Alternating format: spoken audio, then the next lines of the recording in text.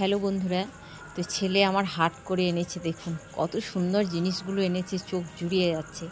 সত্যি ও কিন্তু হাট করাতে পাকাপোক্ত হয়ে গেল।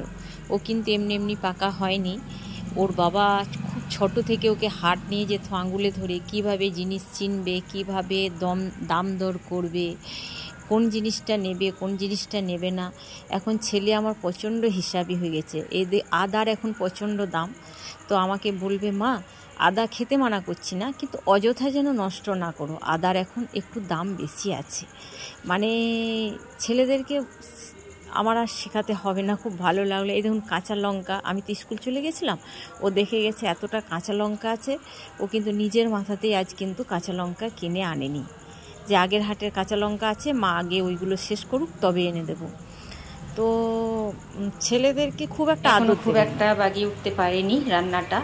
এই যে আমার কষা মানে তো সেই কম তেলে, বুঝতেই পারছেন। কস্তুরি পাতাটা আমি কড়াইয়ের মধ্যে দিই, একটু নাড়াচাড়া করলে ভালো লাগে টেস্ট আরও। তো দিতে ভুলে গেছিলাম, যে কারণে আবার সাইডে দিলাম। আর এদিকে মশলাটাও আমি ঢেলে ফেলেছি। তো একদম গা মাখা মাখা চিকেন করব এই আলুগুলো দিয়ে। আলুগুলো কষে তুলে রেখেছি। পেঁপে ভাতে পেঁপে সেদ্ধ আমার ছেলেকে দিই। হাজব্যান্ডের জন্য ডাল লাগবেই, চিকেন হোক আর যাই হোক। আর ভাতটা নামিয়েছি, আর একটু ঝিঙে আলু পোস্ত। হ্যাঁ, তো রান্না তো আমার এখনও কমপ্লিট হয়নি। আর এই যে কুমড়োর বীজ বেটে আমি রেখেছি মিক্সিতে, আর তার সাথে পেঁয়াজ কুচো। আর মিক্সিতে পেস্ট করার সময় এখানে কাঁচা লঙ্কা আর আরেকটা পেঁয়াজ আমি দিয়েছি, আর একটুখানি আটা দিয়েছি, এই চিটটা যাতে নেয়, নতুবা ছাড়া ছাড়া হয়। তো এই কুমড়ো বীজের বড়া করব, সব শেষে করব, ফ্রাই প্যানে রেখে দেবো। মানে এটা গরম গরম খেতেই ভালো লাগে।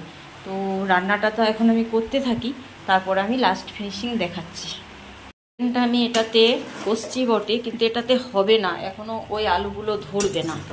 আর আলুগুলো সিজতে একটু তো জল দিতে হবে, তারপর জলটা মরে না হয় গালা গালা হবে, কিন্তু হবে না। তাহলে আমাকে দুপাক নেড়ে এটাতে প্রেশার কুকারে সিটি দেবো না, মানে প্রেশার কুকারটার মধ্যে আমায় করতে হবে।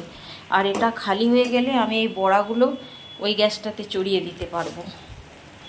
হয়ে গেল গরম ভাত, ডাল, পেঁপে সেদ্ধ, ঝিঙে পোস্ত, আর এই যে গ্রেভি টাইপের চিকেন কষা। আর বড়া তো অর্ধেক খাওয়া হয়ে গেল গরম গরম, আর 4 পিস রেখেছি ভাতের সাথে খেতে, আর 5 পিস মতো খাওয়া হয়ে গেল। তো শুভ দুপুর, সকলে ভালো থাকবেন, টাটা।